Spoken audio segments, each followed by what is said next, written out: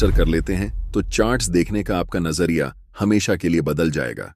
इससे आप सिर्फ प्रॉफिट ही नहीं बल्कि बड़े बड़े प्रॉफिट भी कमा सकते हैं।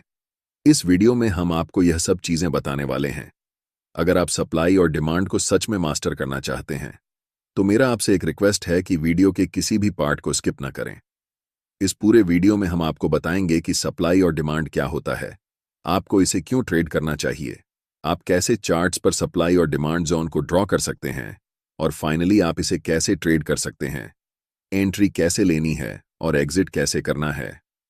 वीडियो के अंत में मैं आपके साथ मेरा खुद का तरीका शेयर करूंगा जिससे मैं सप्लाई और डिमांड को ट्रेड करता हूं, ताकि आप जान सकें कि मेरी स्ट्रेटजी क्या है। तो चलिए वीडियो शुरू करते हैं, जहां सबसे पहले हम basics of supply and demand जानेंगे। सप्लाई और डिमांड क्या है? बेसिकली सप्लाई और डिमांड एक एग्रेसिव सेलिंग और एग्रेसिव बाइंग होती है, बस इतना ही।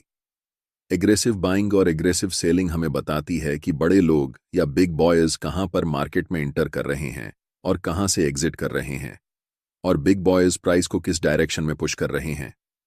कैंडलस्टिक पैटर्न को ध्यान से देखो। ये बड़े रेड कैंडल हमें बताते हैं कि यहां पर एग्रेसिव सेलिंग हुई है, यानी कि यहां बड़े वॉल्यूम्स और बड़े मोमेंटम शामिल हैं मार्केट को नीचे लाने में।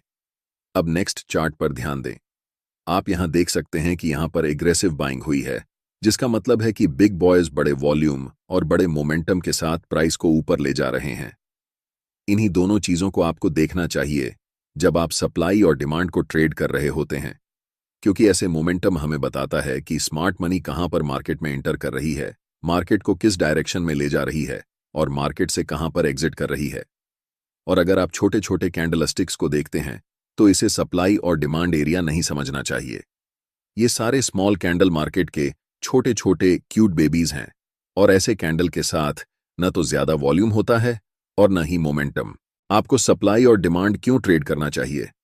पहले मैं आपको बताना चाहता हूं कि मैं सप्लाई और डिमांड को क्यों ट्रेड करता हूं। हम उन लोगों के साथ ट्रेड करना चाहते हैं जिनके पास बहुत सारा पैसा है, जिसे हम स्टॉक मार्केट की भाषा में स्मार्ट मनी कहते हैं।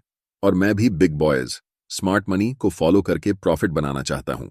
सबसे अच्छा तरीका जिससे आप पहचान सकते हैं कि मार्केट में स्मार्ट मनी कब इंटर कर रही है और कब एग्जिट कर रही है, वह है चार्ट्स पर सप्लाई और डिमांड जोन को पहचानना।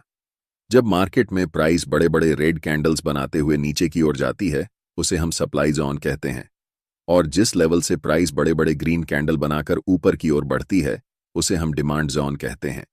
हम सिर्फ चार्ट पर बड़े मोमेंटम वाले कैंडल्स को देखेंगे जो हमें बताते हैं कि बिग बॉयज या फिर स्मार्ट मनी मार्केट में प्रवेश कर चुकी है।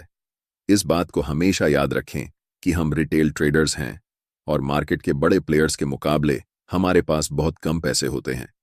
इन बड़े प्लेयर्स के पास 500 करोड़, 1000 करोड़, 2000 करोड़ जैसी बड़ी रकम होती है। चार्ट्स को ध्यान से देखो। ऐसे मोमेंटम को देखने के बाद आपको पता चल जाता है कि बड़े प्लेयर्स, जिन्हें हम स्मार्ट मनी कहते हैं, इस लेवल पर मार्केट में प्रवेश कर रहे हैं। तो मेरा आपसे सवाल है, क्या आप ऐसी जगह पर खरीदना चाहोगे? अगर आपका जवाब नहीं है तो आप मार्केट में हमेशा के लिए लूजर ही रह जाओगे। लेकिन मुझे पता है कि आप सबका जवाब हां होगा, क्योंकि आप मार्केट में प्रॉफिट बनाने आए हैं और यहां तो आपके सामने मुफ्त पैसे पड़े हुए हैं। आप जानते हैं कि स्मार्ट मनी के पास बड़े पैसे हैं, बड़ी पावर है और उनके पास मार्केट को मूव करने की ताकत है। सबसे बड़ी गलती जो रिटेल ट्रेडर्स कर सकते हैं वह है ऐसे स्मार्ट मनी के खिलाफ ट्रेड करना जो आपसे अनलिमिटेड टाइम बड़ा है। अब आपको पता है कि सप्लाई और डिमांड को क्यों ट्रेड करना है। अब हम जानेंगे सप्लाई और डिमांड जोन को चार्ट्स पर कैसे ड्रा करते हैं। एक जरूरी बात, अगर आप चार्ट्स पर मल्टीपल इंडिकेटर्स का उपयोग करते हैं या एक साथ 4-5 चार्ट्स देखते हैं तो आपके पास ट्रेडिंग व्यू का प्रीमियम प्लान होना जरूरी होता है। इसका कॉस्ट 12,000 रुपये पर ईयर है।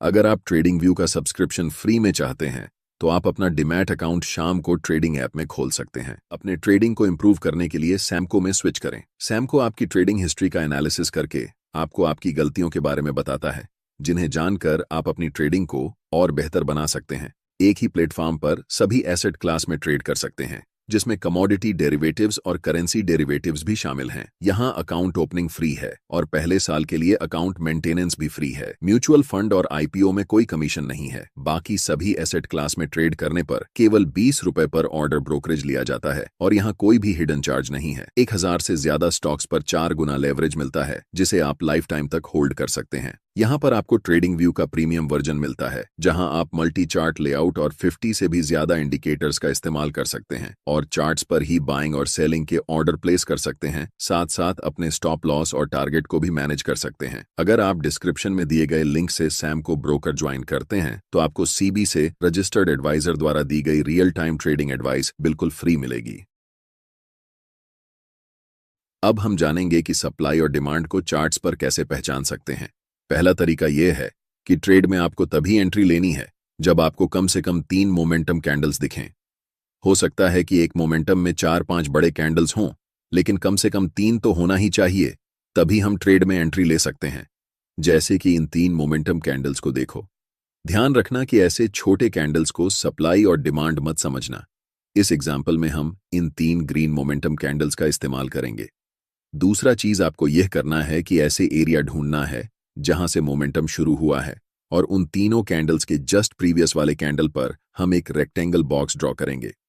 ध्यान देना कि वह बॉक्स कैंडल की हाई और लो को पूरी तरह कवर कर रहा हो। अब जो आपको चार्ट्स पर यह रेक्टेंगल एरिया दिख रहा है, यह पूरा एरिया एक डिमांड जोन है और अगली बार जब भी प्राइस इस जोन में आएगा तब यहां से आपको बाय ट्रेड में एंट्री करनी है। क्योंकि यहां पर ऐसा हो चुका है तो ध्यान देने वाली बात यह है कि प्राइस इस जोन तक आया और उसके बाद बड़े ग्रीन कैंडल्स बनाते हुए शूट अप कर गया। सोचिए, अगर आप ऐसी जगह पर मार्केट में ट्रेड एंट्री करते हैं तो आप बहुत ज्यादा पैसा बनाने वाले हैं। चलिए अब एक और एग्जाम्पल देखते हैं। इन 3 बड़े रेड कैंडल्स पर ध्यान दें।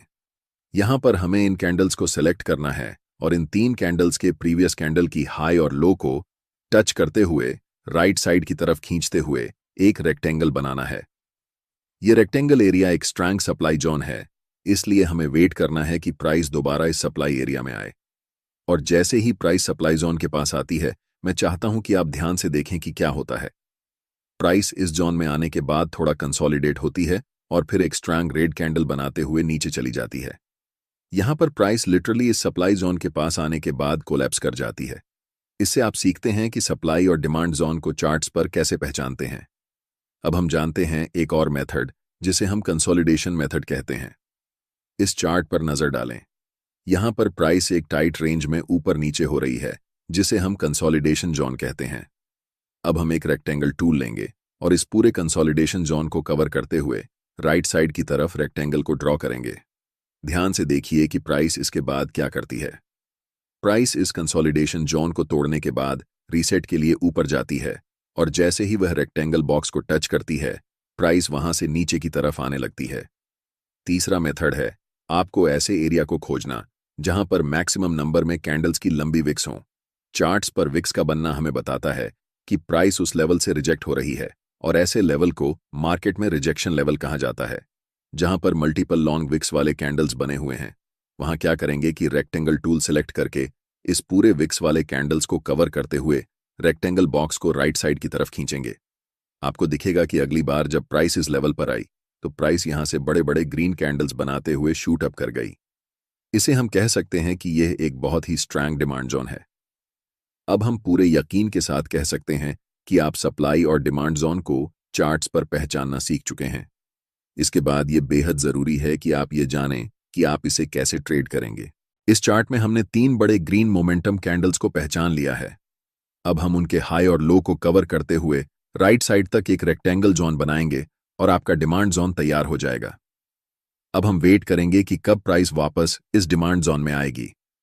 ट्रेड में एंट्री करने के लिए आपके पास 2 सबसे ज्यादा उपयोग किए जाने वाले तरीके हैं। पहला तरीका है कि आप एक बाय लिमिट ऑर्डर प्लेस कर सकते हैं ताकि जब भी प्राइस इस डिमांड जोन में आए तो ऑटोमेटिकली बाय ट्रेड में एंट्री हो सके। दूसरा तरीका यह है कि आप मैन्युअल बाय ऑर्डर लगा सकते हैं जब प्राइस इस लेवल पर आती है। हम ज्यादातर दूसरे तरीके को ही प्रेफर करते हैं, क्योंकि याद रखना चाहिए कि डिमांड जोन कितना भी स्ट्रांग क्यों ना हो, हमेशा यह चांस रहता है कि प्राइस उस लेवल को ब्रेक कर दे। अब हम वेट कर रहे हैं कि कब प्राइस इस डिमांड जोन के पास वापस आएगी। जैसे ही प्राइस इस डिमांड जोन के पास आती है या फिर उसे टच करती है, आपको तुरंत मार्केट में एंट्री नहीं लेना है। पहले मार्केट को कंफर्मेशन देने दो कि अब मार्केट ऊपर जाने वाली है। आप देख सकते हैं कि यहां पर एक 2G कैंडलस्टिक पैटर्न बना है और ये लंबी विक्स हमें बताती है कि प्राइस यहां से रिजेक्शन ले रही है। लेकिन हम अभी भी कंफर्म नहीं हुए हैं कि प्राइस ऊपर ही जाने वाली है, इसीलिए हमें और इंतजार करना पड़ेगा। जस्ट नेक्स्ट कैंडल एक बड़ी बुलिश कैंडल फॉर्म होती है और हम यहां पर कंफर्म हो जाते हैं कि मार्केट अब यहां से ऊपर जाने वाली है, क्योंकि ये बुलिश इंगल्फिंग कैंडल हमें बताती है कि मार्केट में स्मार्ट मनी बाइंग पोजीशन बना रही है। और आप जानते हैं कि स्मार्ट मनी की एंट्री के बाद प्राइस सुपरफास्ट स्पीड से ऊपर जाने वाली है। हम यहां मार्केट में एंट्री लेंगे जिसमें हमारा स्टॉप लॉस स्विंग लो के नीचे होगा। अगर आप ज्यादा सेफ रहना चाहते हैं तो आप अपना स्टॉप लॉस बिल्कुल इस डिमांड जोन के नीचे रख सकते हैं। अगर हम टारगेट की बात करें तो ऊपरी लेवल पर प्रीवियस कुछ कैंडल्स को देखें। यहां पर 3 लगातार रेड कैंडल्स बनी हैं और उनके जस्ट प्रीवियस कैंडल एक लॉन्ग विक्स रिजेक्शन कैंडल है, जिससे हम कंफर्म हो जाते हैं कि यह लेवल एक सप्लाई जोन है। इसीलिए जब प्राइस इस लेवल को टच करेगी, हम अपना प्रॉफिट यहां बुक करेंगे। जब एक बार कोई सप्लाई या डिमांड जोन प्राइस का रिस्पेक्ट नहीं करता है तो आपको पहले से ड्रॉ किए हुए रेक्टेंगल को डिलीट करना है और फिर नए सप्लाई और डिमांड जोन को चार्ट्स पर ड्रॉ करना है। अगर कोई नया सप्लाई या डिमांड जोन नहीं दिख रहा है तो हम मार्केट में वेट करेंगे। जब प्राइस इस लेवल से 3 बड़े ग्रीन कैंडल्स बनाती है तो हमें पता चलता है कि यह एक नया डिमांड जोन है। इन 3 ग्रीन कैंडल्स के जस्ट प्रीवियस कैंडल को कवर करके हम एक रेक्टेंगल बॉक्स राइट साइड की तरफ खींचेंगे। अब हम इंतजार करेंगे कि प्राइस कब इस डिमांड जोन के पास आएगी ताकि हम ट्रेड में एंट्री कर सकें। इस एरिया में हमें दिख रहा है कि कैंडल्स के पास बड़े बड़े विक्स हैं, इसलिए हम यहां एक सप्लाई जोन ड्रॉ कर सकते हैं। जब प्राइस इस डिमांड जोन के पास आती है तो स्ट्रॉन्ग रेड कैंडल बनाते हुए इस लेवल को थोड़ा सा ब्रेक कर देती है। ऐसी सिचुएशन में रिटेल ट्रेडर्स अक्सर इसे एक ब्रेकडाउन के रूप में देखते हैं और सेल पोजीशन में एंट्री कर लेते हैं। लेकिन नेक्स्ट कैंडल एक बुलिश कैंडल बनती है जो कंफर्म करती है कि अब प्राइस यहां से ऊपर जाने वाली है। इस सिचुएशन में हम बाय पोजीशन में एंट्री करेंगे और नेक्स्ट सप्लाई जोन तक अपना टारगेट रखेंगे। हमारा stop loss last swing low के नीचे होगा। इसके बाद प्राइस बुलिश कैंडल्स बनाते हुए ऊपर की तरफ बढ़ जाती है और हमारा टारगेट हिट हो जाता है। अगर आप अभी तक मेरे वीडियो को देख रहे हैं तो अब मैं आपके साथ अपनी सीक्रेट ट्रेडिंग स्ट्रैटेजी शेयर करने वाला हूं, जिसमें मैं बताऊंगा कि सप्लाई और डिमांड को यूज करके मैं खुद कैसे ट्रेड करता हूं। ट्रेड करते समय मैं सिर्फ एक कंफर्मेशन पर ध्यान नहीं देता, बल्कि मल्टीपल कंफर्मेशंस को देखता हूं, तभी ट्रेड में एंट्री लेता हूं। एक्सटर्नल कंफर्मेशन के लिए मैं अक्सर फिबोनाची रिट्रेसमेंट टूल का उपयोग करता हूं और ऐसा मैं तभी करता हूं जब प्राइस अपर ट्रेंड या डाउनर ट्रेंड में होती है। फिबोनाची टूल को कभी भी साइडवेज मार्केट में यूज नहीं करना चाहिए और यहां एक अप ट्रेंड है, इसलिए हम फिबोनाची टूल को ड्रॉ करेंगे। फिबोनाची टूल में रिट्रेसमेंट को